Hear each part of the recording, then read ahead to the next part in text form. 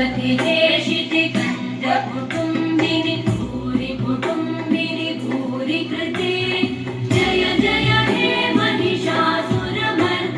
रम्यकपर्दिनि शैलसुते